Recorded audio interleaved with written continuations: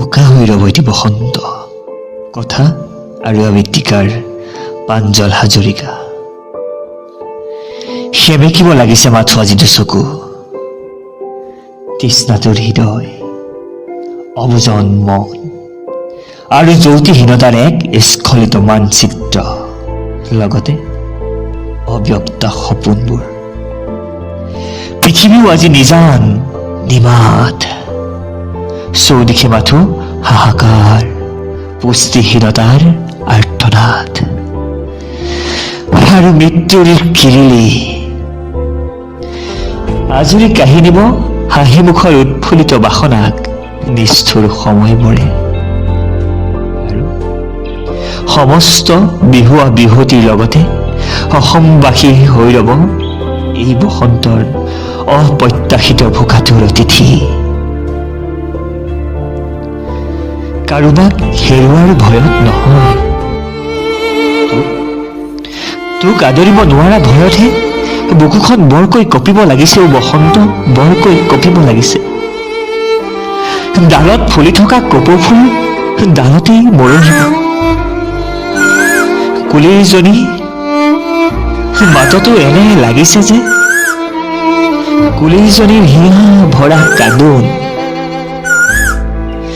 বাকচত জাপি থোৱা হেঁপাহৰ সাজযোৰ সেইবাৰো পিন্ধা নহবই চাগে। নীৰৱ নিস্তব্ধ হৈ ৰব এই বৰ্ষৰ বিহুতলিবোৰ।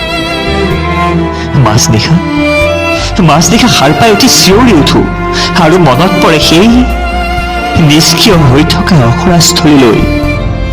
ঢোল পেঁপাৰ মাজত ৰজন জ্বলাই থকা অখৰাস্থলীবোৰ এতিয়া মাথো নিস্তব্ধ। ৰাজপথো এতিয়া শান্ত, জনতা বিভ্ৰান্ত। বানে মৰা কঠীয়াৰ দৰে হৈৰম চাগে এই বৰ্ষ আমিবোৰ অসমীয়া। আৰু এইবাৰো পিঠা পনাৰ আয়োজন নকৰিবি। হেঁপাহৰ বিহুতি পতা নহবই চাগেও এইবাৰ। আকৌ সুস্থ হব বিশ্ববাসী, দূৰ হব এই মহামাৰী। যুদ্ধত যুঁজিবৰ হেতুৱেই থাকিম আমিবোৰ ঘৰতে সোমাই। আকৌ বাজি উঠিব ঢোল পেঁপা তাল, আকৌ নাচি উঠিব আমাৰ নাচনীবোৰ। তই চিন্তা নকৰিবি বসন্ত, পুৰৰ উলহ মালহেৰে জীপাল কৰি তুলিম তোৰ। মাত্ৰ এই বৰ্ষত বেয়া নাপাবিও আমাক। আমিবোৰ যে নিৰুপায় বসন্ত, নিৰুপায়।